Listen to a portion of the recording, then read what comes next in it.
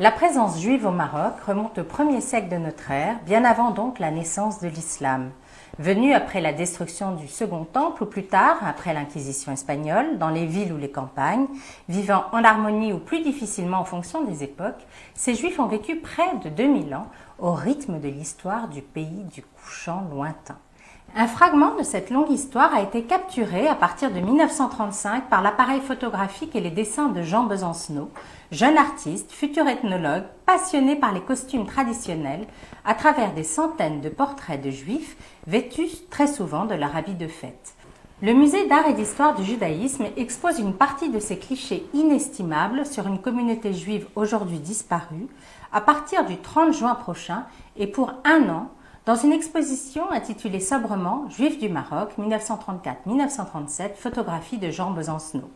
Rencontre avec Anna Assouline, elle-même photographe professionnelle et l'une des deux commissaires de l'exposition qui, vous allez voir, a un lien très personnel avec ses photographies.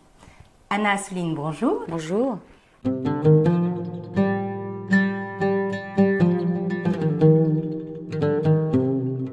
Alors, tout d'abord, comment avez-vous découvert ces photographies de Jean Besancenot? Je les ai découvertes en 1985 grâce à un ami qui s'occupait de photographie à l'époque, enfin qui écrivait des papiers sur la photographie, qui est le co-commissaire, Dominique Carré, qui est éditeur d'art aujourd'hui, et qui avait rencontré Besancenot. Il a fait une ou deux émissions avec lui pour France Culture, et il m'a conseillé de venir le rencontrer parce que Dominique savait que je venais du Maroc, et il a appris que Jean Besancenot avait fait pas mal de photos là-bas. Donc j'ai été rencontrée. Il était dans le besoin déjà, hein. Il était vraiment pauvre. Donc l'idée était d'aller lui acheter des tirages. Alors on est arrivés, Dominique et moi, dans l'appartement de Besancenot qui était rue de Verneuil. Et cet homme que je ne connaissais pas a commencé à me dire tout de suite, juste en me voyant, vous êtes juive et vous venez de tel coin du Maroc. C'est-à-dire du Tafilalet. Incroyable. Et il a ouvert des armoires dans son appartement qui étaient un peu, vous voyez, des armoires comme on avait dans les écoles avant, des armoires en bois toutes simples, dans lesquelles il y avait des milliers et des milliers de photos posées les unes sur les autres comme ça. Et je lui ai dit, montrez-moi tout de suite des photos du monde juif, puisque je viens d'une famille juive du Moyen ou Haut Atlas, je ne sais jamais très bien comment le dire, et je voulais en faire cadeau à ma famille en fait. Et il me montre des photos, sauf que sur ces photos, il n'y a que des femmes, que des jeunes filles, que des jeunes filles, que des jeunes filles. Et à un moment donné, mon œil est arrêté par une image où il y a une jeune fille, très jeune, enfin une petite jeune fille, je sais pas, et un jeune homme. Je prends cette photo, je la regarde, et puis je dis à Dominique, c'est drôle, je trouve que ce jeune homme ressemble à mon neveu, à un de mes neveux. Mais non, pas du tout, tu dis n'importe quoi. Bon, moi, je prends cette photo, je l'achète, et j'en achète 6 autres, puisque nous sommes 7, et je les apporte à mes parents. Et quand j'ai montré d'abord les photos à ma mère, bon, ma mère a réagi sur les vêtements, sur les bijoux qu'elle a reconnus tout de suite, et mon père a regardé les photos un peu après ma mère, parce que c'était en fait un vendredi soir, c'était Shabbat. Oui, parce que votre père était rabbin. Voilà, mon père était rabbin, il a regardé les photos et il s'est reconnu sur la photo. Il s'est reconnu 50 ans après. En regardant la photo, il a crié comme ça, c'est moi en arabe. Mais comment ça, c'est toi, papa? C'est moi, je te dis que c'est moi. Et là, il a dit à ma mère, tu te souviens que j'ai été photographiée une seule fois avec ta cousine, Lella Sarah, pour quelqu'un que je ne connaissais pas qui était français, et qu'on s'était habillé en marié. Est-ce que tu te souviens? Alors, ma mère, eh bien c'est ça, c'est ce photographe, c'est cette photo, c'est cette histoire, qu'il n'avait jamais vue, puisqu'à l'époque on n'envoyait pas les photos aux gens qu'on photographiait, malheureusement. Mais comme il venait de ce monde-là, qui était un monde sans images, alors là, à cause d'une culture et aussi parce qu'ils étaient sous protectorat français, mais il y avait, par exemple, mes parents n'ont pas d'extrait d'acte de naissance, il n'y avait pas de photo d'identité, donc il n'y avait aucune image qui suivait leur vie. Donc je pense que la seule fois où il s'est photographié, forcément, il s'en souvient toute sa vie. Alors, C'est quand même incroyable, Incroyable. que vous ayez acheté une photo de votre père sans le savoir. Je ne sais pas ce que Dr Freud aurait dit là-dessus. Et il y a une anecdote rigolote autour de cette photo, c'est que votre père a un air très sérieux, limite gêné sur la photo. Et expliquez-nous pourquoi il a ce regard gêné. Moi, je dirais plus qu'un regard gêné, je dirais un regard très triste, presque mélancolique. Alors, j'ai toujours pensé, enfin j'ai pensé très longtemps, que mon père était très triste sur cette photo parce que mon père vient d'une famille extrêmement pauvre, extrêmement pauvre, d'une petite ville, enfin d'un oasis qui s'appelle Tinrir. Et il est, bon, enfin vraiment sa famille, mon grand-père teignait les laines des femmes dans les montagnes avec un âne. Comme il était aveugle, c'était mon père qui le guidait. Enfin, il était orphelin de mère. Enfin bref, c'était très difficile, quoi.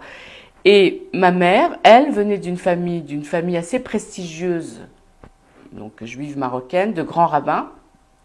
Son oncle était Baba Saleh. Et Baba Saleh, avec son frère Baba Haké, se baladait dans cette région du Moyen et Haut Atlas et récupérait, entre guillemets, adoptait des enfants, des garçons, après leur bar mitzvah, pour leur donner une éducation religieuse. Baba Saleh avait une toute petite yeshiva d'une 12aine d'enfants à peu près. Et ils ont rencontré mon père, Baba Haké et Baba Saleh, à Tinrir, et ils l'ont entendu chanter à la synagogue, un Shabbat. Donc Baba Saleh a dit « je veux le prendre ». Donc il l'a pris et moi j'étais absolument persuadée que séparé de sa famille, il avait cet air sombre. Pas du tout. Il est très sombre et très triste parce que Besancenot, quand il arrive pour faire cette photographie, demande à ce qu'on lui amène des mariés.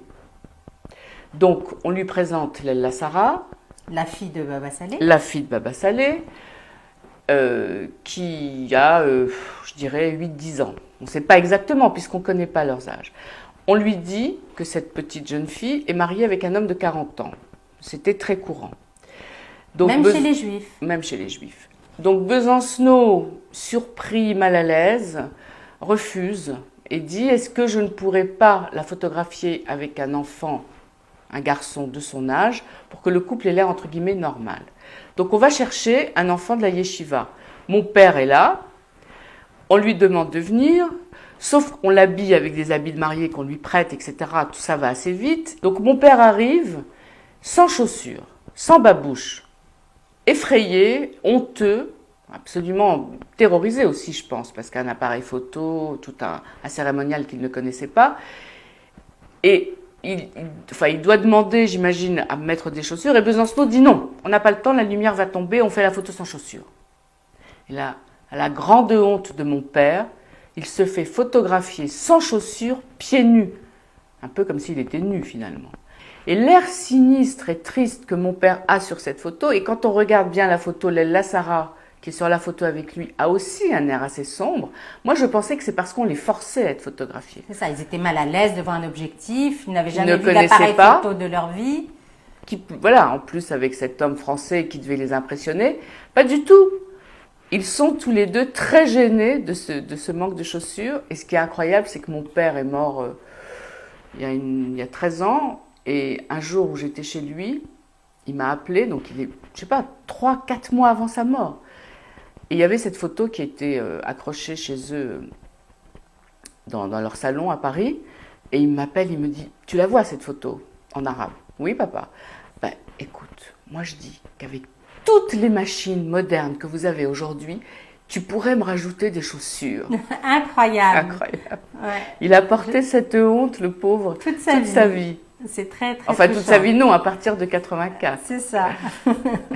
Alors, on parle souvent des Juifs de Mogador, de Fès, de Casablanca, de Marrakech. Alors, ils ne s'entendent pas toujours très bien entre eux et je me garderais bien de rentrer, de savoir qui est mieux que qui. Je vous le conseille, de ne pas entrer. Non. On connaît beaucoup moins les Juifs des villages ruraux reculés de la vallée du Dra. Est-ce qu'il y a des différences entre les costumes berbères et les costumes juifs? On a l'impression que tout ça est très imbriqué. Est-ce qu'ils vivent à l'époque en harmonie avec les populations, les autres Je pense qu'il y avait quand même quelques tensions. Oui, ils vivaient dans une certaine harmonie, mais par exemple, il n'y avait pas de mariage. Il n'y avait pas de mariage mixte, ça n'existait pas. Il y avait des différences. Alors, au niveau des vêtements, je suis pas une historienne du costume, malheureusement, ni même des bijoux. Par exemple, il y avait une différence, c'est que les juifs, ou les juives plutôt, ne se tatouaient jamais. C'était interdit par la loi. Dans la Torah. Ce qui n'est pas le cas des berbères et des femmes musulmanes. Je pense qu'ils étaient assez proches des berbères. Par exemple, mon père parlait arabe, hébreu bien sûr, araméen même, mais aussi shle. Donc il avait la langue berbère. Ma mère, non, parce que ma mère, lui, est née vraiment dans une région berbère, Tinrir. Elle est née un peu plus dans une ville, Erfoud, qui était un peu plus grande. Voilà, donc elle ne parlait absolument pas cette langue.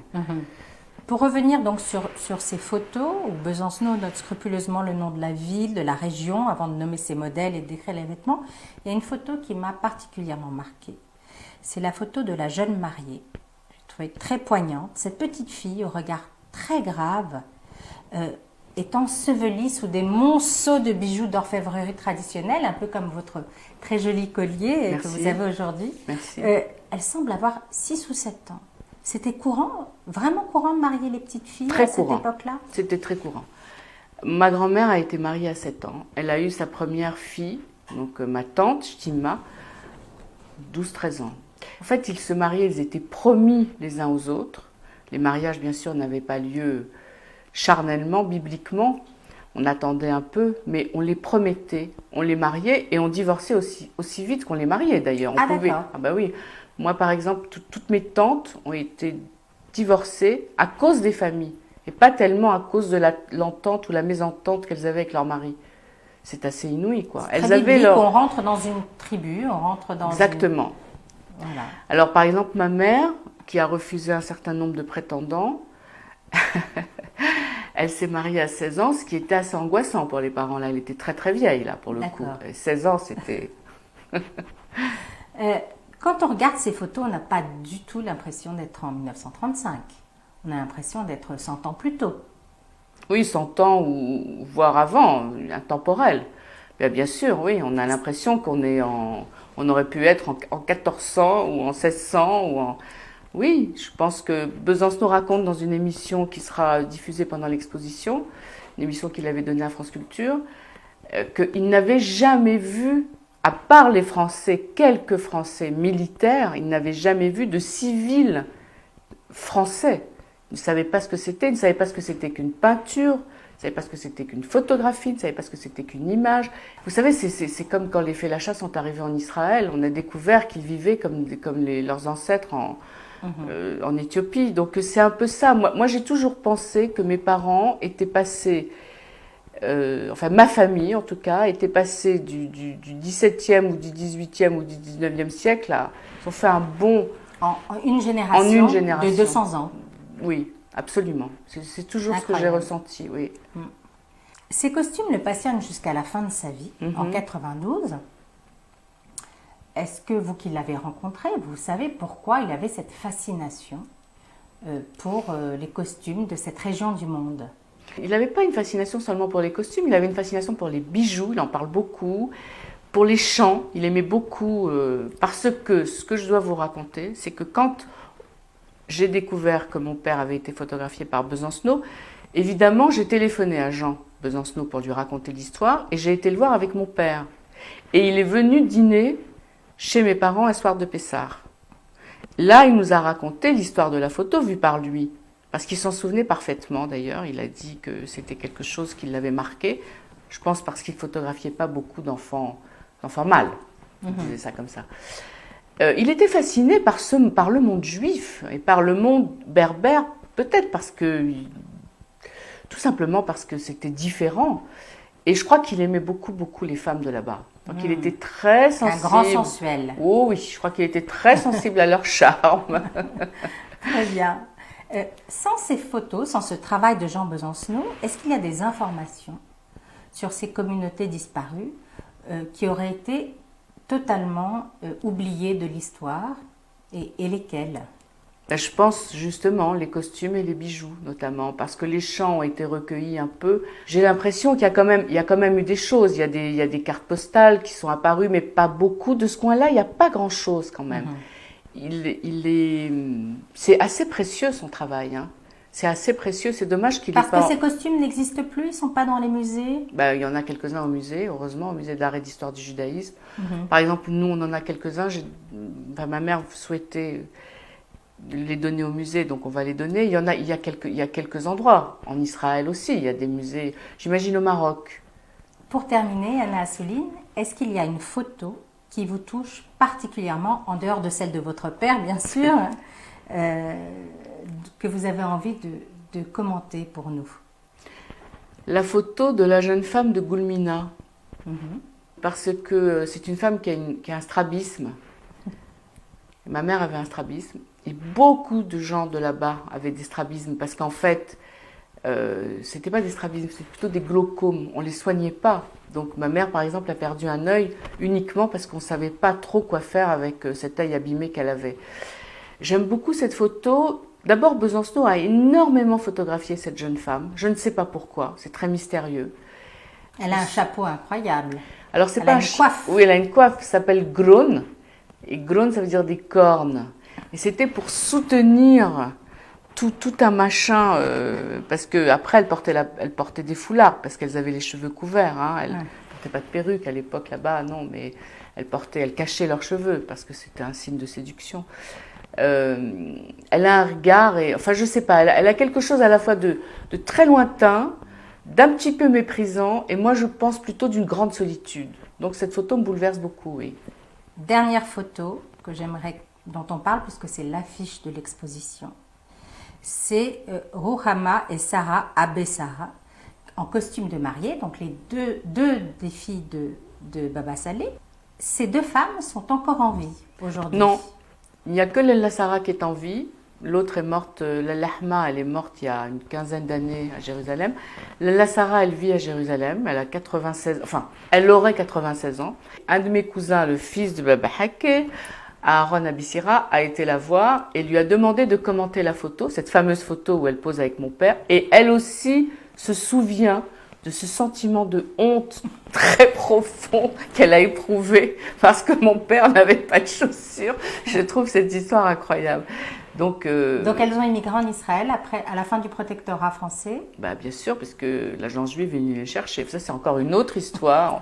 On déploiera ça pendant l'exposition. Je pense qu'on va montrer un film à ce sujet. Une exposition qu'on a hâte de découvrir, Hommage, à partir du 30 juin prochain. Si vous permettez, j'aimerais dire aussi qu'elle est gratuite. Je ne sais pas pourquoi, ça me paraît très important. Comme ça, tout le monde pourra aller la voir. Pas d'excuses. Donc, photographie des Juifs du Maroc entre 1935 et 1937 par Jean Besancenot. Anna Assouline, merci. Merci à vous. Merci de m'avoir reçu. اسمع بقى